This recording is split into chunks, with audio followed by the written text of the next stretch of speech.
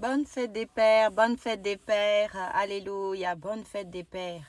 Bonne fête à tous les papas responsables, à tous les papas, alléluia, qui cherchent à ressembler à l'Éternel, notre Dieu, à notre Père céleste, hein, qui, alléluia, se perfectionnent de jour en jour, qui apprennent de jour en jour, qui, vous savez, je dis souvent que on ne naît pas en sachant faire les choses. On les apprend sur terre. On les apprend. Il y a des choses qui sont innées, hein, comme quand un bébé naît, directement, il va au sein, il se dirige vers la nourriture, il recherche la présence de sa maman, la présence des gens autour de lui. Mais être papa, être maman, être une bonne épouse, un bon époux, eh bien ça s'apprend. Ça s'apprend.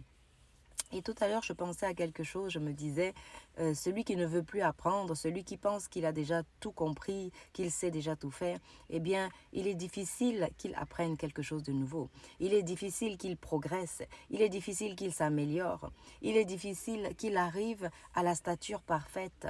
Parce que c'est ça le but. La Bible dit, il nous a été donné par exemple les 5 ministères pour que l'Église puisse parvenir à la stature parfaite. À la stature parfaite. Donc c'est ce que nous devons viser, hein, en tant que femme, en tant qu'homme, en tant qu'époux, épouse, sœur, frère. Eh bien, nous devons nous perfectionner. Et les pères ne sont pas en reste. Les pères ne sont pas en reste. Alors être papa, c'est une tâche très, très compliquée et une tâche louable. Et une tâche qui demande l'aide du Seigneur, qui demande l'aide de Dieu. Hein, parce que la Bible dit que, par exemple, sans le Saint-Esprit, nous ne pouvons rien faire. Nous ne pouvons rien faire. Et c'est une vérité absolue. Hein? Et on s'en rend bien compte des fois dans les limites qu'on a, en ce qu'on dit, ah mais je veux changer, ah mais non, je vais y arriver, je vais le faire et tout. Et parfois, eh bien, on échoue lamentablement. Eh bien, on se rend compte qu'on n'y arrive pas humainement. Alors on a besoin du Seigneur, on a besoin du Seigneur. Voilà pourquoi ce matin, je veux vraiment souhaiter une bonne fête des pères à tous ces papas responsables, à tous ces époux aussi responsables qui prennent soin parce que l'épouse, c'est la première fille d'un homme. Et oui, quand je me rappelle, je dis souvent, quand on va à l'hôtel pour se marier, eh bien, le père confie sa fille à l'époux et lui dit « je te la confie ». Je te la confie.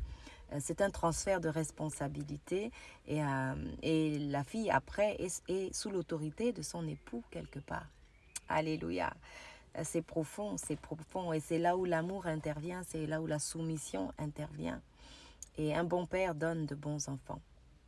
Un bon père donne de bons enfants. Alléluia. Un bon père donne de bons enfants. Alors c'est vrai que si nous sommes à l'abri du Très-Haut, sous l'aile du Tout-Puissant, eh bien oui, nous sommes à l'abri du Très-Haut et alors il est difficile de nous atteindre. Et un papa, un père, un chef de famille qui se met sous l'autorité du Très-Haut, qui obéit au Très-Haut, qui se laisse façonner par le Saint-Esprit, eh bien il pourra diriger sa famille. Et c'est pourquoi Salomon, très intelligent, a dit à l'Éternel, l'Éternel lui a demandé, mais que veux-tu que je te donne, que veux-tu que je fasse pour toi? Eh bien, il a demandé la sagesse, parce que la sagesse, elle peut tout briser, elle peut briser les résistances les plus dures, les mauvais comportements les plus acharnés. Eh bien, la sagesse en vient à bout. Hein? La sagesse, c'est une arme redoutable. La sagesse qui vient d'en haut, la sagesse qui vient du Père, elle aide, elle aide, elle aide. Et l'Éternel Dieu, notre Père céleste, il est sage. Et voilà pourquoi il peut partager cette sagesse. Il peut communiquer cette sagesse à qui veut bien la recevoir. Hein? Il est écrit dans le livre des Proverbes, je pense. Eh bien, il est dit que la sagesse crie dans le désert, elle crie et voilà, elle dit, prenez-moi, prenez-moi. Hein? Abandonnez toutes vos richesses s'il le faut pour acquérir la sagesse. Pour acquérir la sagesse de diriger sa maison, la sagesse d'amener peut-être une épouse récalcitrante, des enfants rebelles, des difficultés sous l'autorité du Seigneur, sous le contrôle du Saint-Esprit. Et oui, et vraiment, je souhaitais vraiment encourager les pères et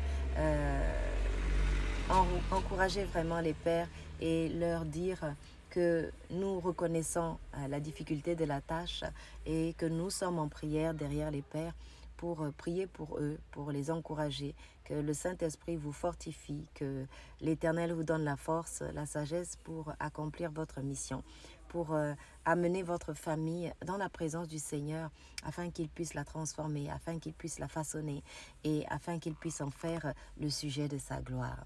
Voilà, donc joyeuse fête des pères à tous les pères responsables, à tous les pères qui ont compris que la spiritualité prime. On peut offrir à une femme beaucoup de choses, à des enfants beaucoup de choses. Ils peuvent aller dans des grandes écoles hyper chères, très cotées. Une femme peut avoir les plus somptueux habits et les plus beaux bijoux, mais si spirituellement elle n'est pas l'idée, à un moment donné, elle va se déconnecter, elle ne va pas y trouver son compte et ça risque de poser problème.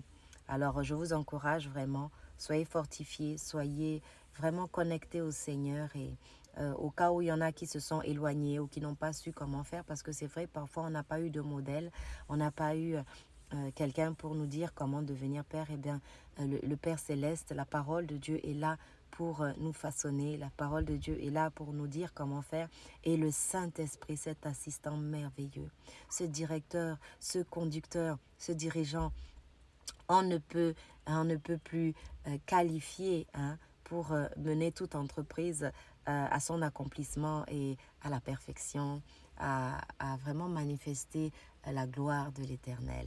Soyez bénis et bonne fête des Pères. À très bientôt. C'était la servante de Dieu, Valérie Keza.